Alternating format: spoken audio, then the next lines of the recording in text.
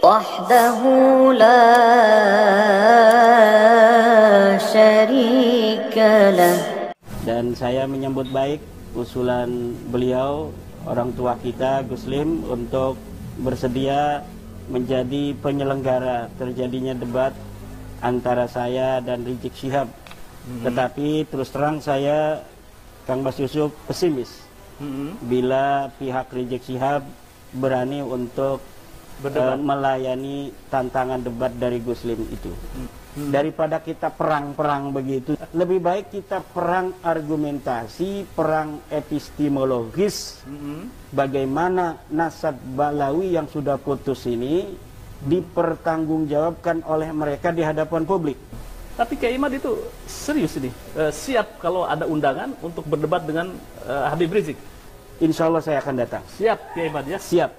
Saya catat ini tebal-tebal. Kiai Imad siap untuk berdebat dengan Habib Rizik Syihab yang akan digelar di Pondok Pesantren Ibnu Agil. Saya kesini nih mau konfirmasi nih, Kiai. Kemarin saya podcast dengan Sunan Ampel, Kiai Munawir, yang mengatakan menantang Habib Rizik untuk berdebat dengan Kiai Imad. Kemudian saya juga podcast dengan salah satu kiai sepuh, yaitu Gus Lim di Bogor, pengasuh Pondok Pesantren Ibnu Akil. Malahan beliau lebih maju lagi, Kiai. Siap untuk menggelar debat nasab ini antara Kiai dan Habib Rizik. Hadiahnya ini luar biasa ini, bukan karena Gus Lim mengatakan bahwa bukan mereka tidak punya uang. Saya yakin Kiai Imad itu banyak uangnya, kemudian Habib Rizik umroh berkali-kali, tetapi rasa bahagianya kalau ini terjadi, debat ini akan diumrohkan, umroh bersama, termasuk saya nih pada suatu TV sebagai saksi sejarahnya. Luar biasa. Ya, saya ucapkan terima kasih sama Gus Lim, seorang kiai yang kita kenal sangat mempunyai karisma di wilayah Kabupaten Bogor dan sekitarnya. Dan saya menyambut baik usulan beliau, orang tua kita Gus Lim, untuk bersedia menjadi penyelenggara terjadinya debat antara saya dan Rizik Syihab. Tetapi terus terang saya, Kang Bas Yusuf, pesimis bila pihak Rizik Syihab berani untuk melayani tantangan debat dari Gus Lim itu. Tapi Kiai Imad itu serius nih, siap kalau ada undangan untuk berdebat dengan Habib Rizik? Ketika saya membuat sebuah tesis itu kan sebenarnya menunggu antitesis. Iya. Ketika antitesis itu ada, nanti kita lihat antitesisnya ini memenuhi syarat tidak untuk disebut antitesis dari sebuah tesis yang telah dikeluarkan oleh seorang peneliti seperti saya. Iya. Jadi berbagai macam kesempatan yang dimana saya diundang selama ini, suasana akademis yang saya harapkan itu selama ini selalu gagal. Di UIN Syarif Hidayatullah, ketika kita mau dipertemukan dengan Profesor Said Agil Al-Munawar, gagal. Iya. Kemudian di Wali Songo, ketika dipertemukan kita rencananya dengan Rabita Alawiyah, gagal. Iya. Sebelumnya di Banten juga, ketika panitia Banten akan mengadakan dan mempertemukan saya dengan Taufik Segaf, itu pun gagal. Iya. Hanya dikirim Hanif Alatas dan beberapa orang dari saudara kita dari Kibin, tetapi ternyata mereka juga tidak mengatasnamakan sebagai perwakilan dari Rabita Alawiyah. Iya. Kemudian dari berbagai macam narasi yang dibuat seakan-akan bahwa saya tidak berani berdebat, itu sebenarnya adalah sebuah framing yang menurut saya tidak perlu untuk ditanggapi. Iya. Karena memang saya menunggu.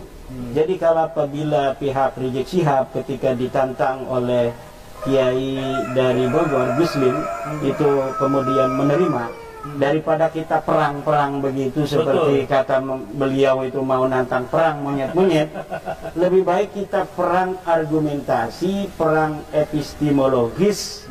Bagaimana nasab balawi yang sudah putus ini dipertanggungjawabkan oleh mereka di hadapan publik. Iya. Nah, Saya menunggu itu, mampukah mereka membela nasab mereka yang terbukti palsu menurut kajian epistemologis saya, berdasarkan penelitian kitab-kitab nasab dan kitab-kitab sejarah, yang bukan hanya nasabnya itu palsu, tetapi nama-nama yang disebut sebagai leluhur mereka itu juga terbukti sebagai leluhur yang fiktif. Kan ini kan luar biasa. Tetapi ini akademis, berdasarkan dalil dan referensi yang jelas. Mampukah Rizik Syihab untuk menyampaikan kepada masyarakat antitesis tentang tesis saya tersebut? Jadi saya sekali lagi menyampaikan sebuah apresiasi yang tiada terhingga untuk Gus Lim, kiai kita dari Bogor. Apabila betul dari pihak Rizik Syihab itu menerima tantangan dari Gus Lim itu, insya Allah saya akan datang. Siap, Kiai Imad ya? Siap. Iya, ini saya konfirmasi nih.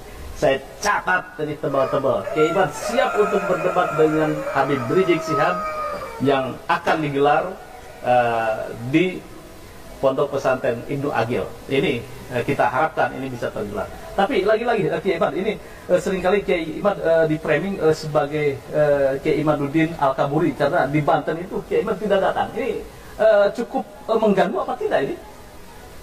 Saya itu tidak terlalu memikirkan apa yang dipersepsikan orang terhadap saya. Jadi orang boleh berkata apapun tentang kita, dan kita tidak mempunyai kendali atas mereka. Tapi kita punya kendali atas diri kita sendiri. Jadi apa saja dalam hidup ini itu tidak boleh kita sebagai manusia berjalan di atas dunia ini berdasarkan persepsi orang tentang kita, tetapi bagaimana respon kita terhadap persepsi orang itu. Jadi yang kita bisa kendalikan adalah diri kita sendiri. Orang mau berkata apa tentang diri kita itu silakan, tetapi kita bisa mengendalikan respon terhadap apa yang mereka katakan. Dan tentang apa namanya itu, di Banten itu Kiai Salim dari Cilacap sudah memberikan klarifikasi. Karena memang beliau adalah sebagai salah satu orang yang berada di tengah-tengah acara itu. Beliau hadir di situ, beliau juga adalah pendukung daripada tesis saya, dan beliau juga mengaku bahwa waktu itu siap untuk meladeni Rabita Alawiyah, membantu Kiai Imad untuk berdebat dengan Rabita Alawiyah. Asalkan Rabita Alawiyah itu betul-betul atas nama Rabita Alawiyah. Jadi walaupun bukan Taufik Sigap, tetapi yang hadir itu mendapatkan surat mandat dari Rabita Alawiyah. Tetapi ketika Kiai Salim menanyakan bersama Gus Ajus Jazuli, dan waktu itu masih ada Tengku Qori. Waktu itu ya. Iya, masih ada Tengku Qori. Apa Tengku? Ketika ditanya oleh Kiai Salim, apakah Hanif Alatas Qurtubi Lebak itu mewakili daripada Rabita Alawiyah, mereka jawab tidak. Nah, kalau tidak mewakili atas nama Rabita Alawiyah, sedangkan acara itu adakan untuk mempertemukan saya dan Rabita Alawiyah, baik dengan Taufik Sigap langsung maupun dengan wakilnya, tapi ternyata kan Taufik Sigap sudah menyatakan. Jadi beberapa hari sebelumnya saya mendapatkan screenshot dari saudara saya Imam Ibrahim bahwa Taufik Sigap, Rabita Alawiyah tidak mau datang dan tidak mau mengutus wakil. Sementara waktu itu, tapi bisa berubah kan, beberapa hari itu kadang-kadang manusia itu pikirannya berubah. Itulah yang saya antisipasi, takut ada perubahan. Tiba-tiba mereka datang. Ketika kita nggak datang, tiba-tiba mereka datang. Akhirnya saya memberikan apa namanya semacam surat mandat. Karena itu juga diminta oleh Tengku Qori, bahwa Kiai agar ada sebuah kenang-kenangan buat saya dalam hidup saya merantau ke Jawa ini, bahwa saya pernah membela Kiai, membela nasab Rasulullah, tolong